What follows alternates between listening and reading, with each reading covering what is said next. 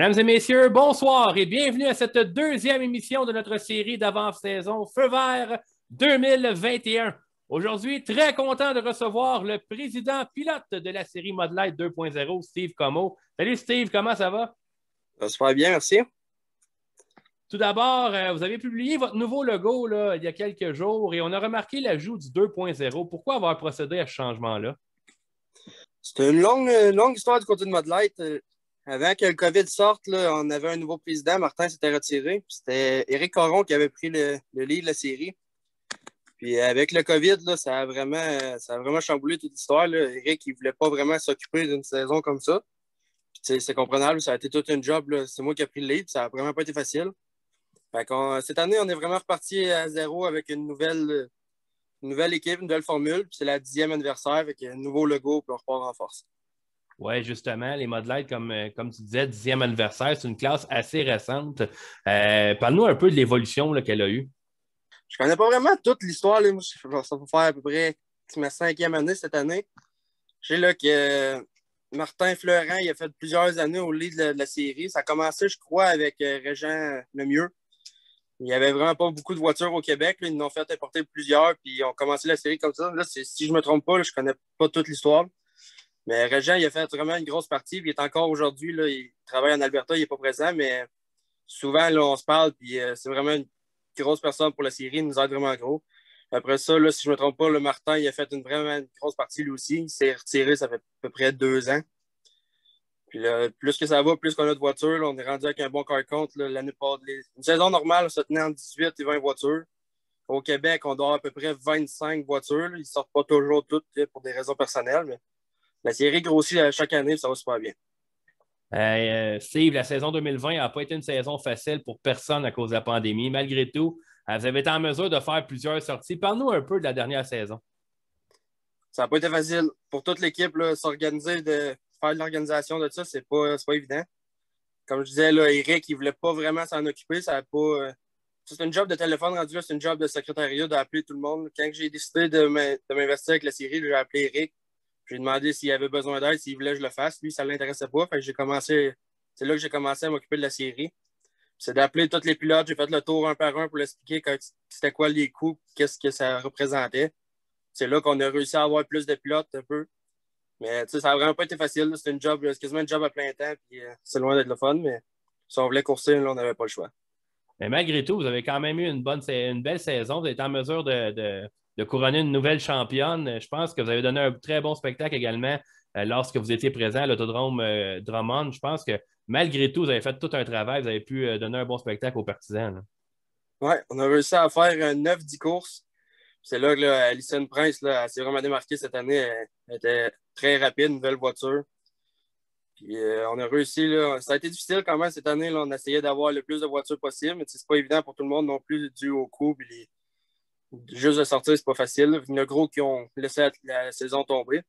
Mais on s'est battu toute la saison pour avoir le plus de voitures possible. Puis ça a fait quand même des super belles courses. Steve, on est encore malheureusement dans la même situation avec beaucoup d'incertitudes pour la prochaine année. Comment, en tant que président, tu te prépares là, pour la saison qui arrive? C'est loin d'être facile. Là. C'est des grosses questions qui se posent. Puis, même, on parle avec les autodromes, puis eux autres même, ils ne savent pas vraiment où on s'en va. Tout le monde est à la même égalité. Là. Tout le monde se pose des questions. Qu'est-ce qui va arriver cette saison? Ça risque d'être comme l'année passée. Mais c'est quand qu'on va commencer, on n'en a aucune idée. Notre championnat, notre calendrier, tout est fait. Mais est-ce qu'on va refaire un championnat encore cette année, cependant qu'on ne sait pas où on s'en va vraiment? Mais le Mud Light Québec est prêt, puis on espère vraiment que tout le monde va participer, puis on va commencer à courser assez rapidement. Au niveau du calendrier, là, si on avait une saison normale, disons, avec le calendrier que tu as présentement dans les mains, quelle piste vous allez visiter? Pour Mud Light Québec, c'est important, surtout pour moi et toute la gang, c'est de faire toutes les pistes du Québec. Cette année, c'est nouveau. On n'a pas vraiment été souvent à Grimby dans les autres années, mais cette année, on voulait y aller. On y a été l'année passée une fois. Le car n'était pas terrible dû au COVID, mais les gars, ils ont trippé bien comme il faut. Fait que cette année, on y va, je crois, c'est 2 fois. On va à Drummond, puis on va aller à Saint-Guillaume aussi quelques fois, puis RPM qui est dans notre racon aussi. Au niveau des recrues, est-ce que tu as des nouveaux pilotes qui se sont joints à la série Mud Light? On sait que c'est pas facile avec le climat économique et tout, mais quand même, est-ce qu'il y a des gens qui se sont montrés intéressés à se joindre à vous, là? Ouais, ben, on a des nouvelles. Dans le fond, l'année passée, ce qu'on a fait, on a décidé d'enlever le championnat. Tu sais, Alison Prince a gagné un championnat, mais c'est un titre non officiel. C'est plate pour elle, mais je suis sûr qu'elle va être capable de le gagner encore. Puis c'est pareil pour le titre de recrue. Fait que tous ceux qui ont coursé l'année passée vont être participés aux recrues cette année. Donc, on a comme le Martin Forcier qui était là l'année passée. Son gars s'en a acheté un. Puis on a Annabelle Dupont qui a une nouvelle voiture aussi, qui a coursé l'année passée. On a 3-4 pilotes qui se sont rajoutés. Je ne connais pas tous leurs noms. Je pense qu'il y a une voiture qui vient de se vendre aussi. Mais côté recrues, là, on a un bon compte qui s'est rajouté cette année. Là, on devrait avoir des recrues, là, 5 sinon faciles. Steve, ta série, vraiment, là, il y a des vétérans, il y a des jeunes pilotes, puis il n'y a pas moins que 4 femmes qui courent régulièrement dans vos épreuves. En tant que président, à quel point tu es fier d'avoir un peloton aussi varié?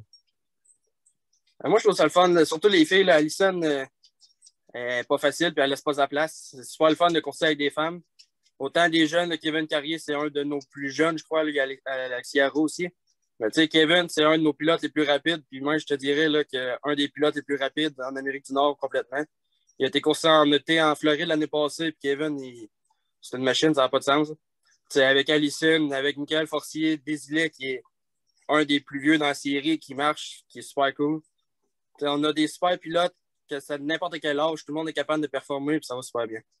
Maintenant, on va y aller un peu plus au niveau personnel, Steve. On l'a dit dans l'intro, tu es également pilote pour la série Mud Light 2.0. Pourquoi tu as choisi cette classe-là? C'est vraiment bizarre. Là, dans le fond, j'avais jamais vu des courses sur terre en ovale. On coursait, nous, en obstacle, là, plus dans le côté de la Beauce. Moi et mon père. C'est là que j'ai rencontré ma blonde. Puis ça a vraiment tombé du jour au lendemain. On a été voir, dans le fond, c'était l'ami à ma blonde, Alison Prince, qui course encore aujourd'hui. Puis on est arrivé là dans le garage, puis on s'est mis à parler de son Mud Light. J'avais jamais vu des courses, j'avais jamais coursé là-dedans, mais ça a tout de suite cliqué. Puis une couple de semaines après, là, j'ai acheté une voiture, qui est la voiture de Michael Dion, qui ne course plus présentement. Puis quelques semaines après, ma blonde s'en a acheté une. Puis 2 ans plus tard, mon père il a suivi aussi. Donc on est rendu 3 dans la famille qui courent en Mud Light. Pourquoi les Mud Light? C'est stupide de même, j'en ai aucune idée. C'est parce que c'est la première voiture que j'ai vue. Mais je triperais, c'est une super voiture, c'est rapide, c'est super léger. C'est vraiment tough à comprendre, mais c'est super le fun. Tu viens d'en parler, tu cours avec ta blonde puis ton père. À quel point c'est le fun de faire une activité en famille comme ça? Ah, c'est quelque chose. Surtout quand on se rejoint sur le bord de l'oreiller le soir puis qu'elle m'a battu ou je l'ai battu. Mais super, on tripe ensemble puis c'est ça qui est le fun. Faire de quoi séparément, ça serait plate, mais tout le monde est ensemble, tout le monde aime ça, fait que c'est cool. Y a-t-il une certaine rivalité là, avec ton père et ta blonde? Ma blonde, elle, son char, il est plus dans le côté de son père, mais moi et mon père, on est dans le même garage, puis à tous les soirs. Mais l'année passée, là, il commençait à l'avoir solide, puis il commençait à me chauffer les fun pas mal. Puis, il ne gênait pas pour me le dire. Puis là, cet hiver, là, on travaille gros ces chars, on commence à se préparer tranquillement, puis il est prêt, il veut. C'est une question de temps avant qu'il me passe. Steve, s'occuper d'une voiture, c'est déjà très demandant au niveau du temps. Pourquoi en plus tu as décidé de t'investir au niveau de la promotion et la présidence de cette série-là?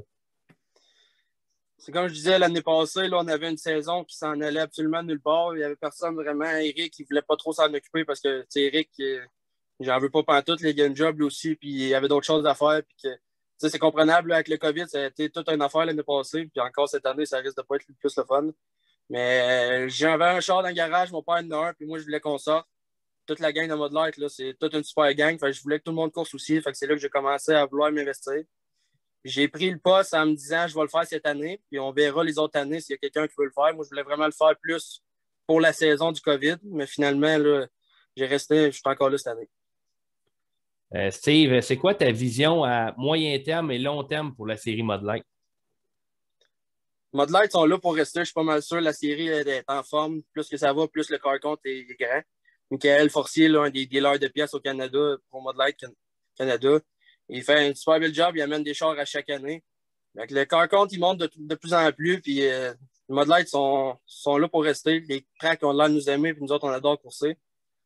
Puis moi, en tant que président, là, ça va bien présentement, fait que je ne verrais pas pourquoi que ça lâcherait. Steve, il y a également des Mud Light en Ontario, du côté de Niagara, dans la région de Niagara. Est-ce qu'on pourrait avoir une série canadienne, là, étant donné qu'on ne peut pas traverser les frontières, qui pourrait voir le jour? Mais on n'a pas vraiment parlé de série canadienne, mais c'est sûr que là, avec le COVID, c'est plus difficile. Là, mais je veux faire, une fois qu'il n'y aura plus de COVID, là, je veux faire un gros show avec les Ontariens. Je veux qu'ils descendent avec Star, la grosse série Star. Star, dans le fond, c'est comme Dirt. Là, c'est la grosse série en Amérique. Fait que je veux que toute la gang vienne, les Ontariens puis les Américains, pour faire un gros show là, au Québec d'une 30-40 de voitures là, de Mod Light. Toi, c'est ça, ça serait quoi ton rêve en tant que président? Est-ce que c'est cette course-là, ce gros happening-là, ou tu aurais d'autres choses également là, que tu voudrais mettre sur pied là, si tu en avais les moyens? Hein? C'est sûr que ça, c'est pas mal un de mes buts en tant que président, c'est de faire un gros show. Tu sais, les Ontariens, là, ils ont un pilote là, plus qu'un, là, Jeff May, qui est solide, là, vraiment fort. Que quand on faisait la Can-Am, la série de Rodrigue Prince, là, c'était le gars à battre. C'est sûr que je veux que ces gars-là viennent, puis je veux qu'un Québécois gagne. Kevin, Allison ou Michael Forcier, je veux que ça soit un de nous autres qui prouve qu'on est les meilleurs au Québec. Les autres, on s'entend, ça fait plusieurs années qu'ils courent déjà là, pour avoir été dans ce bout de pays-là. Là, la série est très en santé. Oui, tu as parlé de Jeff May qu'on a pu voir à Cornwall contre vos pilotes, mais je pense que avoir la progression de Kevin, de Allison, même toi, là, tu commences à faire tes preuves aussi. On t'a vu à Mohawk là, avoir de très bons résultats. Je pense qu'au Québec, le calibre est très élevé. Là. Quand on a été coursé en Floride l'année passée, là, il y avait Michael Forcier, moi, mon père, il y avait Allison, il y avait Kevin. Puis sérieusement, là, on a vraiment démontré que le Québec, là, on est solide. Là. Michael Forcier qui avait fini 3e en finale. Kevin qui était rendu, là, qui s'en allait en avant, il marchait, c'était épouvantable. Mais il a eu un prix mécanique. Puis Allison Prince aussi, il est autant capable que Kevin, que Michael. C'est pas juste là, c'est ceux-là qui ont été en Floride, mais tu parles d'Éric Desilets qui a 2 championnats à son actif, qui course depuis des années. Il y en a plein des pilotes. Là. Martin Forcier, l'année passée, qui est arrivé un peu de nulle part. Là, il est fou, il marchait, là, il était super bon. Son gars, je m'attends qu'il va être pareil. Puis, des pilotes, on a des super rapides. Puis, sérieusement, moi, je suis convaincu qu'au Québec, on est une des plus grosses séries de Mod Light et une des plus performantes là, tout en Amérique. Justement, Steve, s'il y a des gens qui écoutent, qui veulent avoir des infos sur les Mod Light, à qui ils s'adressent et où ils vont? On a le site Mod Light Québec sur Internet. Sinon, ils peuvent me contacter. Mon numéro, il est sur la page aussi de Mod Light Québec sur Facebook. Il y a Michael Forcier, le dealer de pièces au Canada, Pro Mod Light Canada. Il peut y écrire, là, il est toujours prêt à nous aider. Au niveau de la motorisation, on le sait, c'est la même chose que les Lightning Sprint, mais c'est quoi le moteur qu'il y a dans un Mod Light? Moi, j'ai un Suzuki GSX-R 1000. La plupart des pilotes ont ça. De plus en plus, ils commencent à avoir des Kawa. Je pense qu'on est rendu à 3-4 dans la classe. Mais c'est toutes des 1000, c'est toute la même affaire. On est tous stylés Mod Light Québec. On a le droit à des Honda Yamaha. Présentement, il n'y en a pas. Je ne sais pas, dans la série, il n'y en a pas. Là. On joue dans les Suzuki et dans les Kawa. Puis au niveau aux États-Unis, est-ce que c'est les mêmes règlements? Parce qu'on le sait, les Lightning Sprint, il y a certaines places qui marchent à l'alcool. Est-ce que c'est toute la même chose, les Mod Light? Ouais, nous, c'est seulement gaz de pompe. On a dans le règlement, là, je ne me souviens pas par cœur aujourd'hui, là, mais c'est tout du gaz de pompe. Il n'y a personne qui peut jouer avec du BP ou de l'alcool. Il y a des tests de gaz de fête à chaque soir. Souvent, il y a des tests, là, c'est aléatoire, mais c'est les inspecteurs qui décident. Le top 3 passe au top 5 en qualif passe aux balances, puis le top 3 de les balances, la qualif, puis le top 5 en finale. Une inspection qui est faite par nos inspecteurs pour être sûr que tout le monde est réglementaire. Puis les Américains, est-ce qu'ils fonctionnent avec les mêmes règlements que vous? Côté US, ils sont un peu différents. Ils peuvent jouer un petit peu plus dans le moteur. Ils peuvent enlever les balanciers. Ils peuvent jouer un petit peu plus, mais il faut que ça reste quand même stock. Plus que ça va, plus qu'ils poussent. Le règlement commence à changer, puis ça s'aide de plus en plus stock. Mais non, c'est pas vraiment pareil. Mais on a été coursé en Floride, puis on y va souvent côté US, moi, mon père, puis il y a plusieurs autres pilotes. Puis on est loin d'être en arrière. Là. On est capable de suivre en place. Steve, surtout en temps de COVID, il faut remercier les commanditaires qui décident quand même d'investir dans les séries. C'est pas facile pour personne. On le sait, l'argent devient de plus en plus rare. Est-ce que tu aurais des commanditaires à remercier? Oui, cette année, on a un partenaire là, majeur qui vient de se rajouter à la série, 81 Power Doing. C'est un énorme merci. C'est vraiment le fun que le monde s'investisse dans la série. Côté de la série, là, on a HD Performance, qui est Alex Dano, un de nos pilotes. Automobile Cavrier et Fils, qui est Sylvain, un autre de nos pilotes. Stobing Fabrication, Construction Bois-Franc, pièces d'auto Dionne. C'est tous des partenaires là, qui nous suivent, puis il y en a qui ça fait de plusieurs années, c'est vraiment apprécié. Steve, pour la saison 2021, là, qu'est-ce qu'on pourrait te souhaiter, là? Des courses le plus rapidement possible. C'est sûr que tout le monde souhaite que la saison parte là, normalement, mais je ne cacherai pas que ça risque d'être plus difficile que ça. Là. Mais si on peut commencer là, le plus rapidement possible et avoir une saison régulière normale, c'est ça que tout le monde souhaite. Donc, je te remercie beaucoup, Steve. On rappelle aux gens, si vous voulez avoir des informations sur la série